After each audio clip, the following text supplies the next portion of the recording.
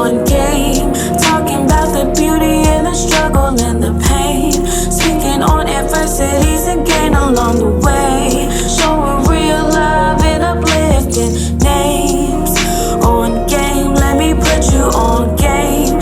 Talking about the beauty and the struggle and the pain. Speaking on adversities and gain along the way. Showing real love and uplifting names.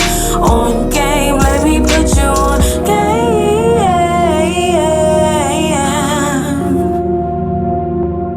Let me put you on game.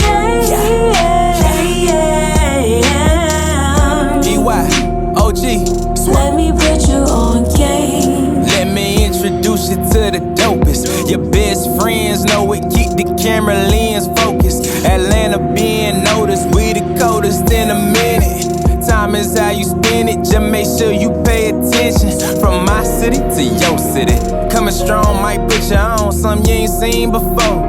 Like homie, you ain't know the kings and queens that bring the things that make you know. Round of applause, I'm on my job, no clocking out. So tell me, what is you talking about? See me on your TV, probably smiling like I'm about to take a picture. Spending money all type of ways, cause God knows you can't take it with you. Let me hit you with the fast, dog. I ain't staying where I'm at, dog. I'm out here like a logo, man, I put that on everything. Big wings, I carry dreams, ain't got time to just maintain. Succeed, my last name, guaranteed I keep it swing. Standing on business, the Lord is my witness. I promise that won't ever change. Just let me do my thing, and I bet I put you Let on me game. put you on game. Talking about the beauty and the struggle and the pain. Speaking on adversities and gain along the way.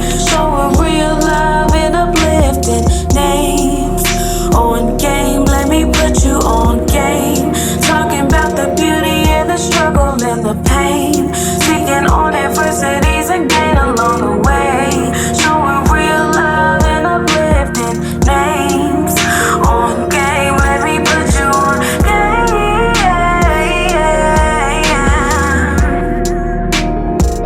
Let me put you on game.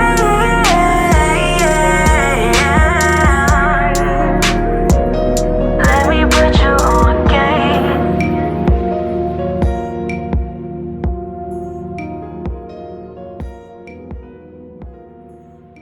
How you doing? How you doing, man? We're back with another episode of Put You On Game.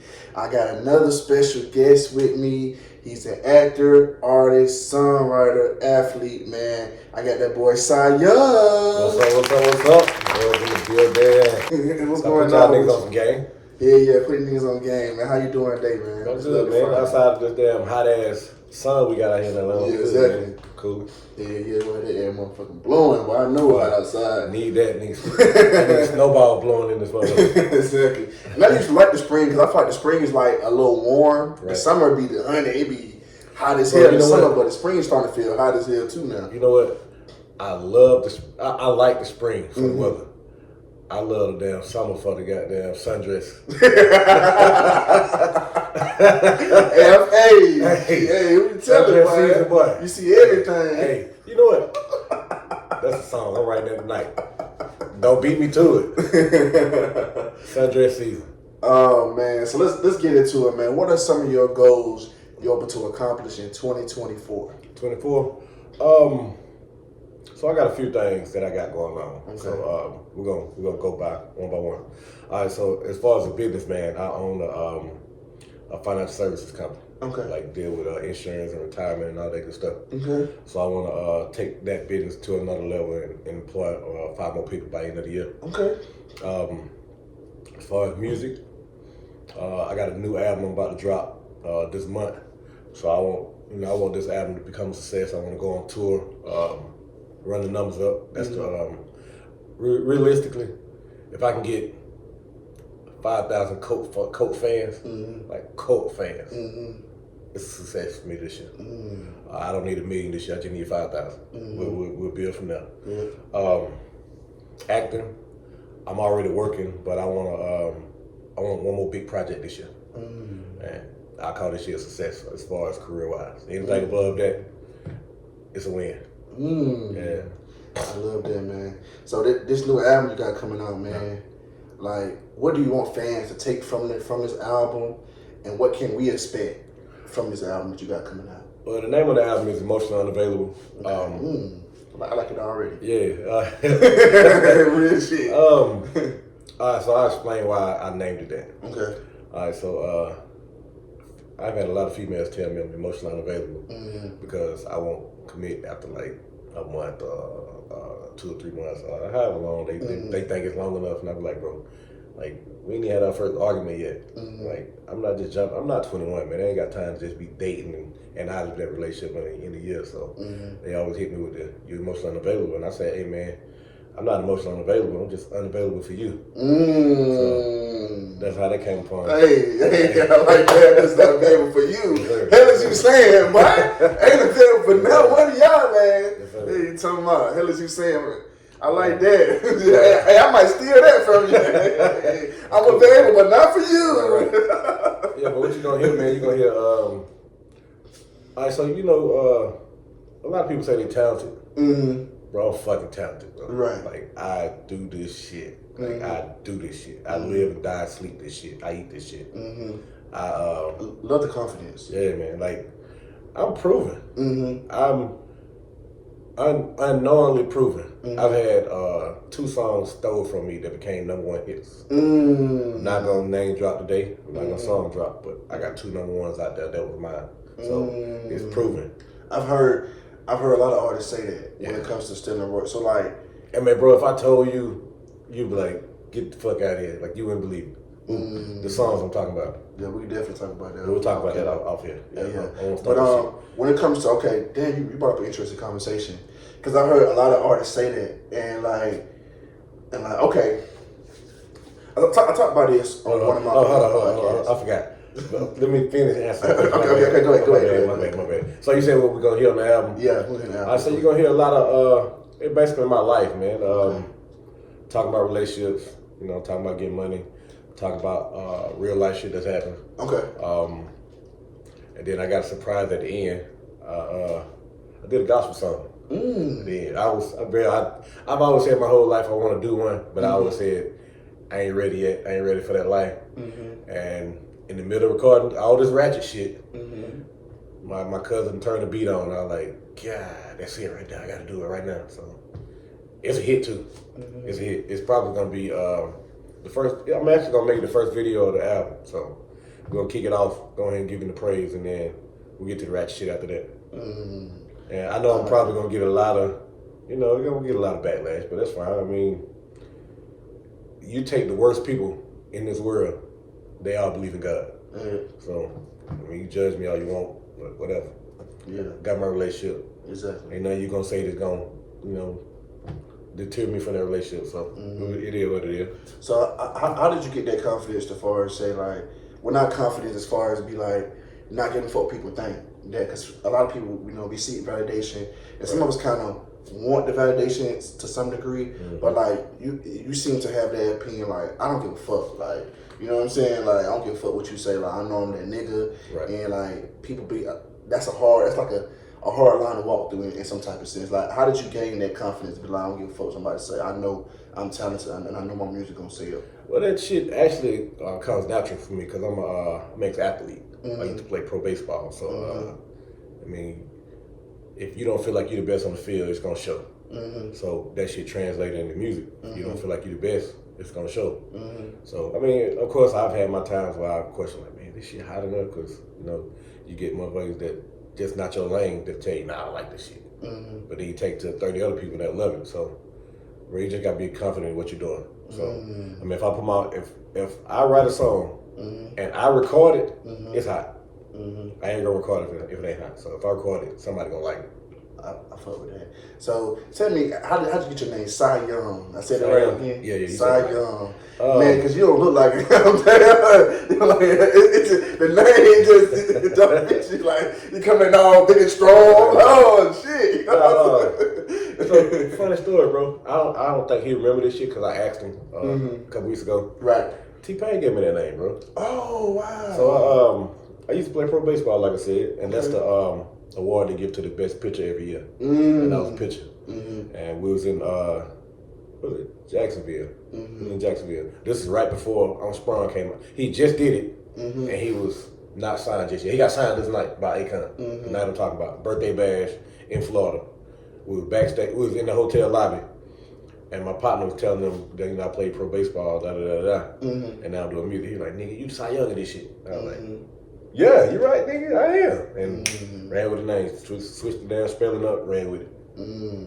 I switched it one time to some other shit because nigga kept saying, "Nigga, you need to change your name." Had to come back home. Cause it's just funny because it's like you won't expect a nigga like you to have that kind of thing. You know what I'm saying? Like for the outside looking in, you know, you look at a nigga like I don't expect that to be your name. Expect to be little something, you know, little something. Nah, you know what I'm saying? Cool Real shit, but I like the way that's what's up though. That's what's up though. But man, take it back to the beginning, man. Where you from, man? I'm from Hartwell, Georgia. Okay. Northeast Georgia, right on the Georgia-South Carolina border. Okay then. Born and raised. Yes, sir. Yes, sir. Did you go to college? I got drafted out of high school. I went to college for a year, 2 years, but I didn't have to go. I got drafted out of high school. I feel you. Because a lot of things I preach on my podcast too, man, is that there are multiple ways to succeed in life, and you don't have to necessarily go to college. You know I agree with that. Because a lot of people feel like there's only two ways out: college and the military. Especially when I was coming up, you know. And now I tell people, you know what I'm saying, you can still go to those places, but don't think that's the only thing you have to do. You know what I'm saying? You can do other things as well. Right. If you know, just find something you're passionate about, and your purpose in life, and go for that. That's why I like to push people. Well, I'm gonna put you on some game. Since this is put you on game, Absolutely. I'm gonna put you on some game that a lot of business owners talk about. Actually, we talked about it last night. Okay. College does not guarantee you a career. It does not guarantee you a good life. What college does is it trains you to be a good employee. It don't train you to be a boss. It trains you to be a great employee for whatever career you're going after. So most of your business owners didn't thrive in college. Like they had street smarts, or they just had to thrive or the know-how, or the will, and they didn't want to work for nobody. Like create your own job. That's what I'm about, bro. Like I'm not gonna knock a 9 to 5 because I've had 9 to 5 and it does what it's supposed to do. It keep you afloat, but it also gonna keep you right there. Like you're not gonna, you're gonna forever work. Keep enough to keep coming back, and they're gonna never pay you more than enough, but pay you just enough to keep you coming back. I want you to look at, and I'm not trying to tear you all away from 9 to 5, but I want you to think about it like this: you are trading your time for money. So is 1 hour of your life worth $24? That's all you worth. With 15. Oh, 15. 10. Like 12, yeah. You ready to give your last hour, which could be your last hour, away for $10? Yeah, I can't do it, bro. I can't do it. Like, and especially if it's not something you really want to do that makes you happy. Nah, bro. I'd rather die by the stake doing something I love. Yeah, and that's what I always tell people. I always tell people, yeah, money's important, but I always tell people, don't chase the money, chase the dream, chase the purpose. Because the main thing is with money, this job may pay more money, this job may pay more money, and you continue to switch jobs, but you're never going to be fully happy chasing money, but you're going to be happy chasing your passion. That part. Because you love to do it. So I always tell niggas, don't let money drive you. Yes, we all need money to survive, eat, of course. I understand that. But don't let money drive you. Let your purpose or your passion drive you. The money going to come, trust me. Right. So let your passion or purpose drive you. So you said something beautiful. I definitely agree with that, man. Yeah, man. So let's talk about music, man. How did you get into music? So I've always had a thing for music. I've always been big on music, but I never thought I'd do it. That's simply because I was playing sports. But I started dabbling in high school. One of my friends was recording, and I just went to the studio with him one day, and I ended up putting a fucking verse on it, and fucking fell in love. So it was still a hobby. It wasn't that I was like, I go pro and I invest in my friend. Then when I got hurt, I was like, well, shit, maybe I need to invest in me now. So I jumped head first in the game, moved to Atlanta, and my first week of being in Atlanta, I got plugged.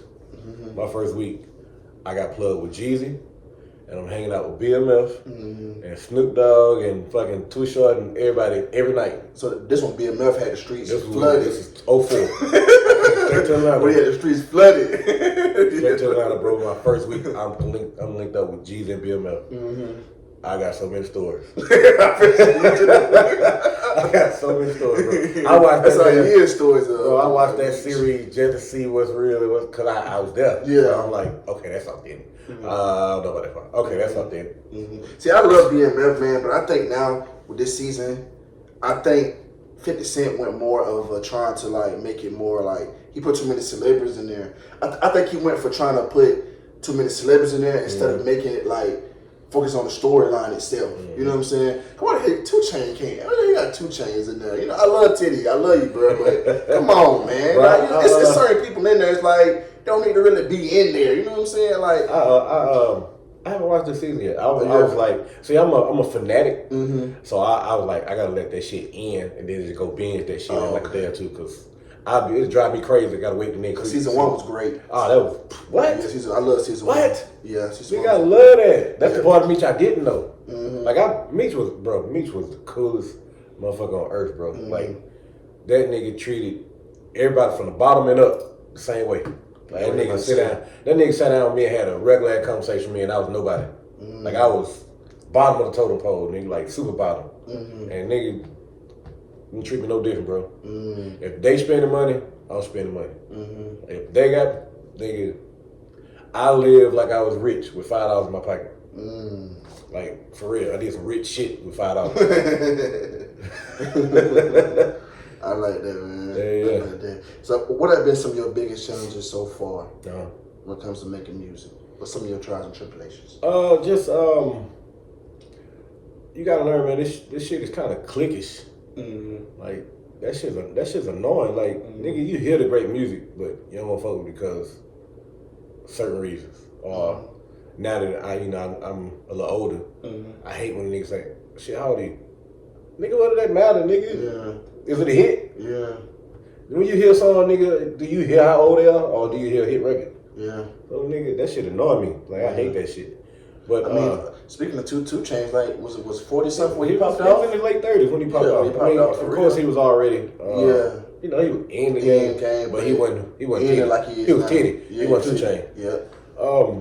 And Rick Ross. Rick Ross older. I mean, it's a lot of niggas that got on later. Got his start later too. Then Richmond Dot came out, he was like 27, something like that. Who that? Jay-Z. Richmond Dot came out 27, right? He was like 27, 26. I think so. Yeah, he was older. He was older. Yeah. He was seasoned. When that came out, yeah. But yeah, man. So, but now that I'm on my boss shit, bro, none of that shit bothers me now. Cause now I'm like, nigga, I'm doing this for me, with me. Like, I don't need none of y'all nigga validation. What is you saying? Know my shit hot, nigga. I know they gonna sell my shit. So, nigga, I ain't pressed for none of that shit no more. I ain't pressed for no deal. I mean, I'm not saying that I won't take one, but this shit gonna have to be something I like. I'm not just flying to New York, just take a meeting. Nah, that shit gonna be worth something. So as an artist that goes into the business, right? Because I hear independent versus major. You know what I'm saying? Right. Why do you feel like certain artists should go for the major, and why you feel like artists should just stay independent? I mean, if you got the bag and you got the drive, independent is the way. But if you want the world, you're gonna have to go get that machine. Like you only gonna get so far without the machine. I mean, if you look at it, Russ got a long way without the machine, but he had to go get the machine if he wanted to. Like you gonna get here, and you ain't gonna get no farther without that machine. You're not gonna be at the Grammys. You're not gonna a lot of shit. You're just not gonna get. They're not gonna give it to you. You're gonna have to go get that machine at a certain point if you want to get to that point. But if money is the only thing you worry about, you ain't never got to go get that machine because you can make that shit independent. For real. Like you can get your ass in independent. But it depends on like I said, it just depends on how much notoriety and what level you want to be at in this game.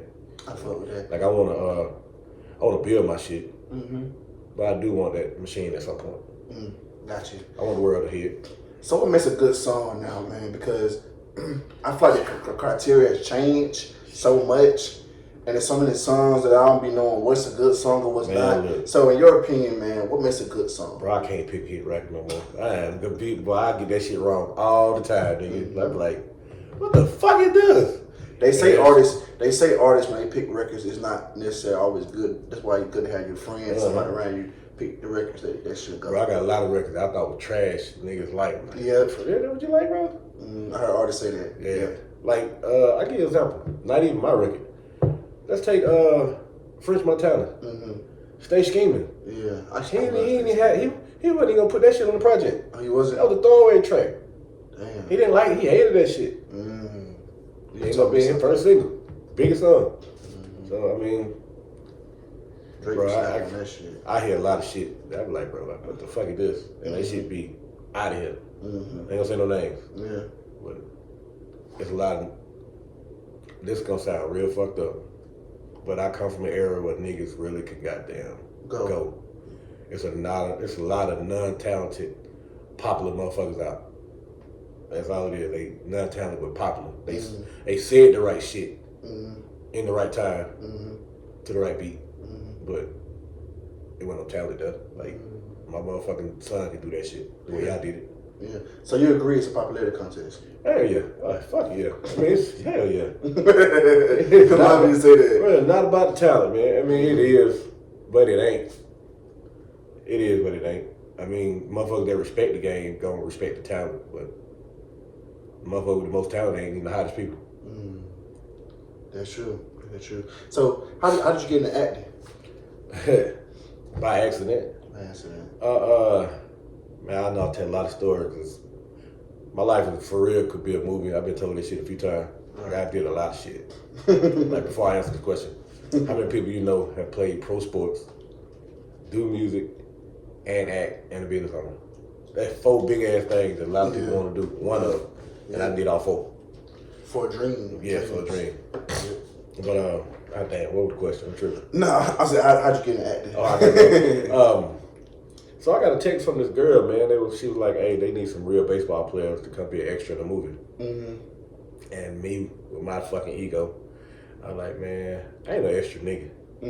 I said, "I go out there, but I'm gonna get a fucking role." And she like, "Nigga, just go out there, bitch. Like, you doing too much." I'm like, "All right." So I went out there, and I walked up, and they were like, "Man, you too big, but we're gonna let you try out anyway." I'm like, "Try out? A baseball tryout?" They were like, "Yeah." I'm like. In my head, I'm like, nigga, I played pro. Fuck y'all, me try out. So, all right, whatever. So, it was like 150 people. I let all the niggas go first. And I went dead last, man. As soon as I threw that ball, the motherfucker's mouth dropped. They're like, bro, we don't know what we're going to do with you. We need you to stay around. I'm like, cool. So, I'm on the side of the sideline, fucking around with Lucas Black, reenacting some of his shit from Tokyo Drift and Sling Blade. Just having fun, man. And Chadwick Boseman, he didn't have nothing out, but he was right there. We all talk shit. And an old white dude walked up. He was like, "Hey, man, you ever act before?" I'm like, "Nah, I'm just having fun. I'm bullshitting." He was like, "If I gave you some lines, could you act them out?" Me talking shit, then pop shit. Man, I killed that shit. Right. And when we walked away, came back, gave me a sheet. All right, I need you to come act this out in 30 minutes. Nigga, I was like, oh shit. But I never acted, never thought about it, none of the above, nigga. Right. So the dude that just tried for that role, and they told him no, he put him to the side. He was like, "Hey, bro, I'm finna help you real quick." So he put him to the side. He was like, "Hey, how would you say this?" So I said it how I would say it. He was like, "All right, now use their words. Say exactly like that with their words." I'm like, that's it? He was like, "Yeah." Nigga, I went in there and killed that shit, bro. I had motherfuckers. When I walked out, bro, I knew I had that role immediately. And it was people in there that been acting all their life mad that I got that role. Pissed off. And the movie ended up being 42. The movie by Jackie Robinson with Chadwick Boseman, Harrison Ford. Oh, you was in that? Yeah, I'm in that. Oh, yeah, man. So that was my jump off. Chad, yeah, RP. Yes. What was it like working with him? But understand, he wasn't Chad at the time. But this was his first big movie. And bro, he was special. Like he definitely carried my ass on the damn on set. Like he was very fucking special. He made me better. He gave me tricks of the trade. I had to pick up on him real quick because it was in between takes. But you could tell he was seasoned. Like he knew what the fuck he was doing. And bro, we actually got close. I took him to the strip club. I took him to Onyx, which was which is a funny story, man. It's gonna be the last story of this podcast. Took him to Onyx, and at this time I'm signed to a record label I'm not gonna name. So we are frequent at Onyx at this time. So I'm friends with all the girls. So I'm telling them, I'm like, hey man, this finna be the next dude. Y'all better get on him. So the baddest chick in the club came over there and she was like, you wanna dance? And he was like, yeah. So she dancing on the nigga. She dropped it low. Nigga, he went down with her. I said, hey, boy, get up. But no, you just stand here, bro. You don't dance. He used to LA, man, when he topless and all this shit. Like, nah, bro, this Atlanta. Just stand there, bro. You ain't got to move, my G. Yeah, no. That's going to be the last story I tell you. I got me, I might make a move or something. Oh, man. So, let me ask you this. Between music and acting, which has been more fulfilling for you, you feel? Boy, that's shit. Okay, fulfilling? Music by far. That's my heart. That's my soul. That's my everything. You love music over sports? Yes. Okay, sports, I love that shit, and that shit came natural. That was just something I did from a young from a kid all the way through. That's all I knew. Like, I loved it. I so much fun. I seen, by the time I was 18, I had been to 48 states and 3 countries. Yeah, you was that fun. But I was the number 3 player in the world coming out of high school. Well, going into my 12th grade year, I was number 3 player in the world. Like, you can look that shit up. Like, I was that guy, bro. I was that guy, throwing 97 miles per hour. Groupie galore. Nigga, we ain't gonna get into them stories. Nigga. But yeah, man. See, I just lost my train of thought. I went back. I was like, damn. You said music, like you say sports. I choose music over acting, but acting is something I want to do for the rest of my life. Like music, I want to be an artist for a certain amount of time. Then I just be a writer, and be a label owner. I own the label, of course. But acting, I want to do that to my last day. Like I'd be like Cicely Tyson, 100 years old, still acting. So yeah. So how do you feel about rappers having ghostwriters? Do that mean something to you? Like, does that discredit them from being in the top 5, top 10 MCs of all time? I mean, you can't call them. Okay, if a nigga wrote 1, 2 songs for you, I will not discredit you, bro. Everybody get help, man. Like, ain't nothing wrong with getting help. Like, I'm a fucking fool with the pen, but my partner K Major, I have a song on his album, and he like, man, I don't like this shit. I'm like, nigga, get here. I ain't gonna change the fucking word. It's already perfect. Fuck it. I mean, he can have the credits. Yeah. I mean, I'm not that type of person. Like, that ain't, nigga. You try to discredit me with that one, I would play you the other 15 that I wrote. And you go like, oh, okay. Then I look at that like that's me looking out for my man. Okay. If my shit blow, he gonna eat off of it because I got this song that he wrote on there. So it ain't about who wrote the song for me. It's more about we gonna eat together. Okay. If I eat, you eat type shit. Okay. So that's a good point. So, but now because a lot of people they argue, for rappers who have ghostwriters and tracks getting leaked and stuff like. Man, everybody getting songs wrote, man. I know a lot of niggas I can expose. I'm not gonna expose. Everybody get some help, bro. Yeah. Whether that's hooks, whether it's some helping with some verses, like, hey, bro, what I say right here, or whole verses, or nigga, everybody get help. Like, so everybody capping pretty much. To some degree. To some degree. I'm not gonna say everybody. Yeah. I doubt Wayne ever has. Maybe when he was younger. Maybe, yeah. They say, here's the thing. They say that Gilly shit. They say Gilly, right? They say Gilly with Carter 1, right? But then he met Carter 2. Carter 1 was shit. It was, though. God Carter 1 was fire. That was my shit. But then he met Carter 2. He might have helped cultivate Wayne. Yeah. I don't think he wrote for Wayne. Yeah. So then it kind of makes sense. It's because Wayne made Carter 2. It's like, then he made Carter 3. And it's like, so it's like, where did you kind of... Father Carter. Dedication. What? Nigga. But Gilly kind of walked back from the statements too, though. He kind of been walking back from the statements a little bit too. So, but like you said, he might have helped cultivate. Yeah, he might have. Absolutely, I believe so. He ain't right for that nigga. Yeah, he might have gave him a line or two. Yeah, here, that, but he ain't sit down and be like, hey, your song right here, go record. Nah, no, I can't say that either. I can't do that. But very good point. I just had to ask that, man, because I feel like a lot of people they do a top 5 list, they try to discredit other people who has ghostwriters, who don't have ghostwriters. So that's why I wanted to ask you, man, because I just think that was just insightful. Because I just think, because, you know, Drake is always I knew that was never gonna come up. The main man. Drake, okay, he had some songs wrote for him, but look at all the songs he wrote for other people. Yeah. Like that nigga got the most number ones ever in history. Yeah. 81. Nigga, how you gonna discredit that, bro? Yeah. Like, stop it. And that's only his hits. That's not even including the ones he wrote for other people. Like, stop, man. Stop. That nigga's a GOAT. Okay. He's a GOAT. Okay, I agree. Yeah. I agree. From So Far Gone to Nothing Was the Same. That was a run. That nigga's a GOAT. That was a run. He's in my top 5. I gotta give him credit. See, and that's the thing. People be so, they not quick to put Drake in the top 5 because of that. You see what I'm saying? A lot of people say that they hold it against him. Nigga, that nigga number 1. Because I'm a hit writer. So he's number 1 in my eyes, bro. Yeah. Like, especially in terms of being an artist, he's definitely number 1. Like artist wise, all the way around. Yeah, all the way around. Ain't nothing he can't do. Yeah, that's true. I mean, yeah, he just lost his battle. Yeah. And I know why he lost. I mean, shit. Nigga call you a pedophile, but you better distance yourself from that shit. His strategy wasn't good at all. Yeah, he wasn't. He underestimated him. Bro, he did. He did. What he should have did was, I'll be like this. If I'm finna get in which I am not trying to get no damn rap beef with nobody, because that shit don't stay on record these days. Yeah. And I got kids, I ain't got time to play with nobody, because if it's me or you, nigga. So let's believe it's gonna be you. Bro, he should have made every song should have been hit record. Yeah. So it ring out. Yeah. Like that. Why not? You not like us.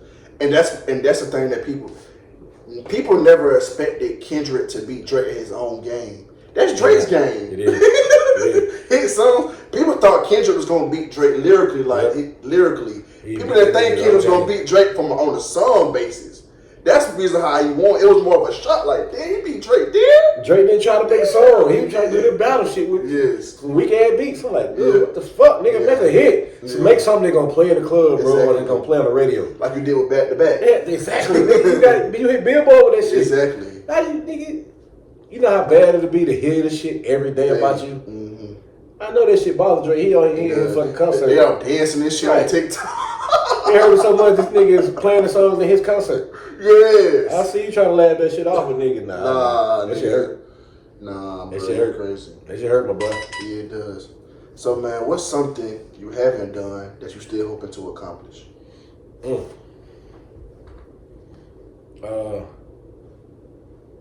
Career-wise or just in life? Both. Career-wise, shit. I ain't been a household name yet. I want to be that household name career-wise. Okay. And then just in life, man, I want to, I'm simple. I don't want my mom and my grandma working. So I haven't been able to take them away from that just yet. That's gone. And then set my kids up for their future. So that's the goal. That's the end goal for me. I like that. Yeah. I like that. That's what's up. Me? Shit, I've been getting it out the mud, so I've been enjoying like getting it out the mud. So I'm straight, but it's, you know, I'm worried about them. I like that, man. How do you want to be remembered when it's all said and done? Shit. As him. As him all the way around the board. Like, that nigga was always entertaining. That nigga give you his laughs if he had to. That nigga always ready to ride with you. Like, somebody that you always enjoyed being in the company of. That's how I'm be remembered. I like that. That's real shit. And that nigga had them hoes. Got to that out there. Yeah, boy had them hoes, you know what I'm saying? I'm dead. That nigga had them, boy. And everybody gonna have a story. Yes. Everybody got a story. Nigga, I remember this one time. So do you like want to settle down with somebody? Hell yeah, nigga. That's the purpose. So when you hear this album, you're gonna hear me talking about that. Like, I'm ready for that shit. Like, I'm ready for my forever. But I'm not gonna take just anybody. Like, I'm not settling. So from this album, man, that's coming, like, what's your favorite song off the album? And what song do you think fans will gravitate towards more? Boy, that's a good ass question. So my favorite, it's not gonna be everyone else's favorite. It's not gonna be nobody's favorite. My favorite is a personal song called 3 Heartbeats. And that's the one I'm talking to my son, my daughter, and my mama. Mm-hmm. So, you know, parents and a couple people might love it, but that's not gonna be the hit. That's not even gonna be the single. Funny, bro. They gonna gravitate to that gospel song because it ain't Kirk Franklin gospel. It's the street of Christ. If you know what I'm talking about. It's like a nigga from it that's, you know, acknowledging. So either that one or I got 16 songs, bro. 15 of them could be singles. So you went from trying to make a hit, basically. You want the album to be trying to make hits. That's natural. Like I can't help it. Like I can't help it. I studied the game like that to write hits. So I don't waste no song. I knew the one about my kids wasn't gonna be. I didn't give a fuck about it. I just wanted to say what I want to say on that one. But the rest of them, it gotta be ill orgasm. Everything gotta be ill orgasm. They gotta like it in the first 10 seconds, 5 to 10 seconds, or they're not gonna hear the rest of your song. So don't put the best at the last, nigga. I need your first right out the gate. So I attack the song just like that. First thing out the mouth, first melody, the beat, everything gotta catch you immediately. So it depends on your flavor, man. Like I don't know, man. I can't pick the single on this one because I got some shit on here. I got some shit. My manager, he loves. I got a song called "I See Some Hoes." The hook basically say, "I see some girl that trying to fuck me tonight." He love that shit. That's probably. That shit kind of like it ride. That shit slide, bro. That shit slide. Yeah. That's gonna be some people's favorites. Yeah, that's what's up, man. So, where do you see yourself in the next 5 years? In the next 5 years? Shit, I'll be wealthy in the next 5 years. Doing what I want to do. Shit, I still be doing music. I still be in the music industry, and I definitely be acting. Yeah, and married, nigga. Yeah. Okay, so 5 years trying to settle down. Yeah, I be doing it. Nigga, I'm trying to be there in the next 3. I feel you. That's the goal. So I'm gonna ask you this, man. Biggest failure in life so far, man, and how were you able to overcome it? Biggest failure? Getting hurt. So I want you to picture this. Picture being 17 and you are renowned as the savior of your hometown. You're from a small town where nobody never did nothing. It's a small town full of dope boys and, you know, shooters and crackheads and, you know, just, you know, small town, no notoriety, not on the map. On the map, not on the map. And you are looked at as Christopher Columbus. You want to go put this shit on the map. And 4 months prior to you doing exactly what you're supposed to do, you get hurt. Now, everybody that's living through you feel like they just lost their life too. There's a lot to bear at age 17. They have a lot of people depending on you and living through you. A weak person probably wouldn't have lived through it. Probably would have took the punk ass right way out and did themselves. Because I went from being worth $3 million to $120,000 like that in one game because I got hurt.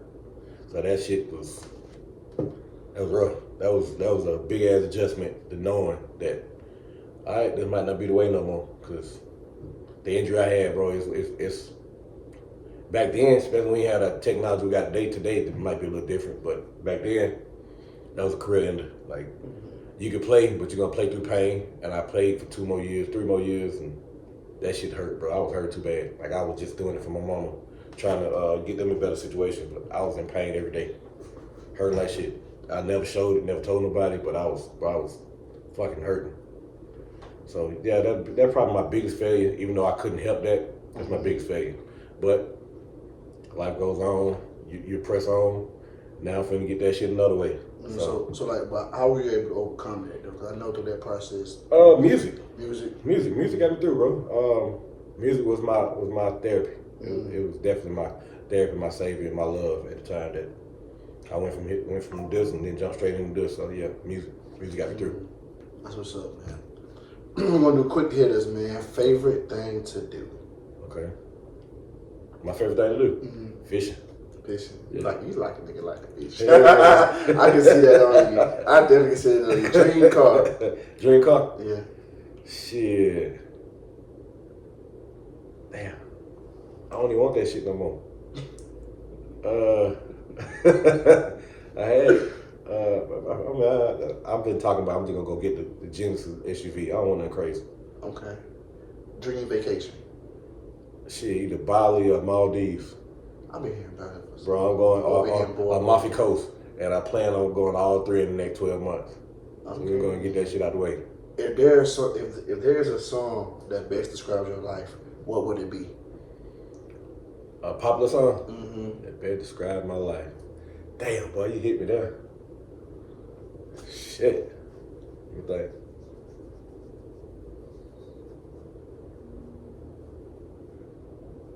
Lil Jon, where them girls at? Looking for them girls.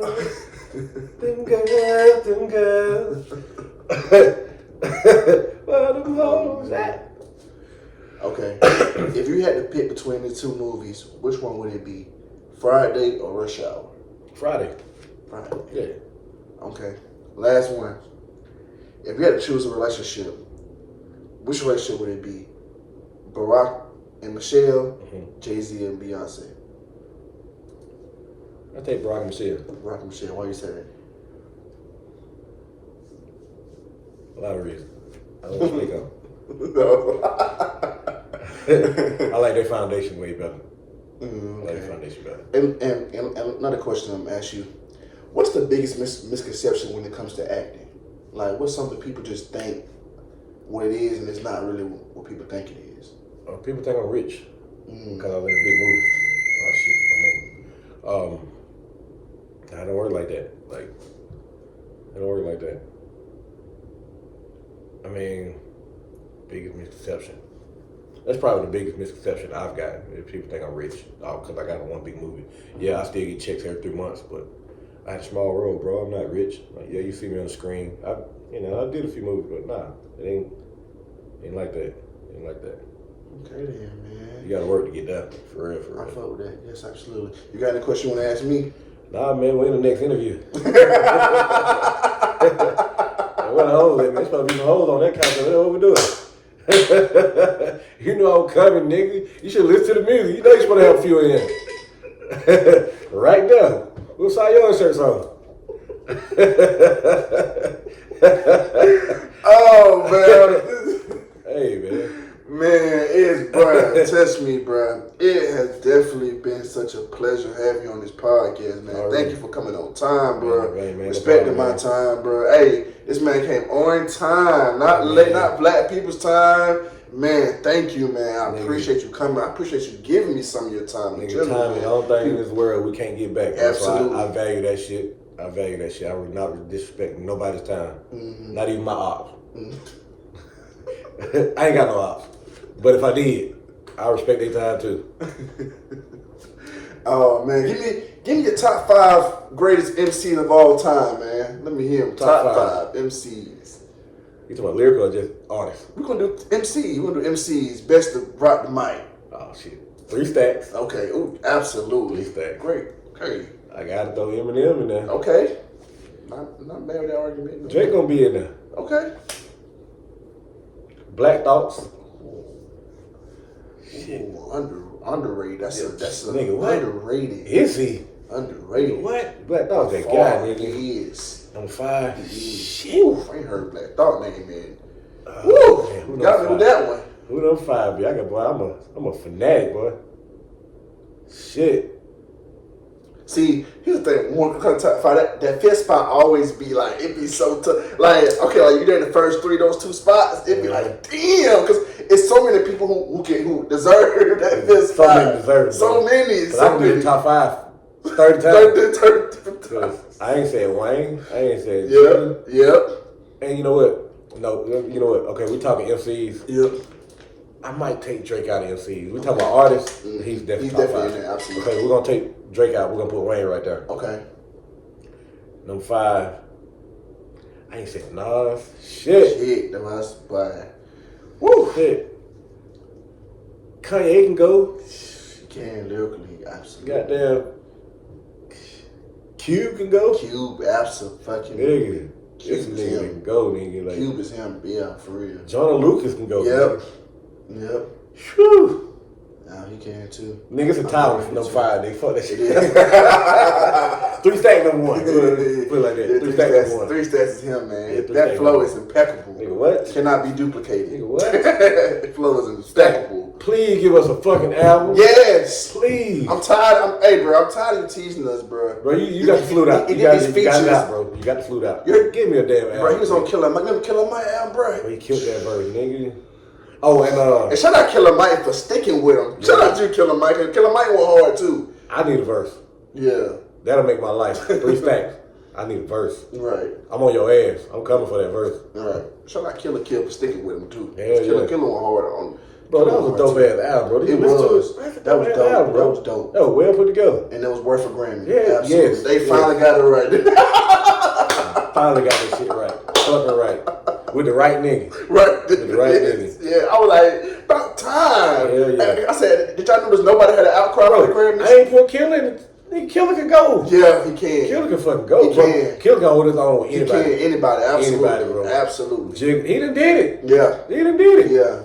Killer's him. a fucking monster, bro. Killer's him, though. He's a monster. But sometimes it's also about, like, who you're around, who kind of birthed you. And like him being around Outkast and them people, like them being his mentors. I mean, what you kind of expect? I mean, you know. I can't say they mentored him because he came out the gate. Yeah. But he called him like his of course, big brothers and mentors. So if you ask him, he'll tell you that. But man, that was definitely and he's one of the few people that actually brought 3 Stacks back out. Yeah. Because you know he can little bro him. Hey, I'm your little brother, man. You gotta give me a verse. I've heard stories about niggas asking Stacks for a verse. He be like, yeah, I'm gonna do it, and that shit just never show up. I've heard stories. So the fact that he can get that verse on time. You probably can get it again if you want it. Yeah, I'm sure.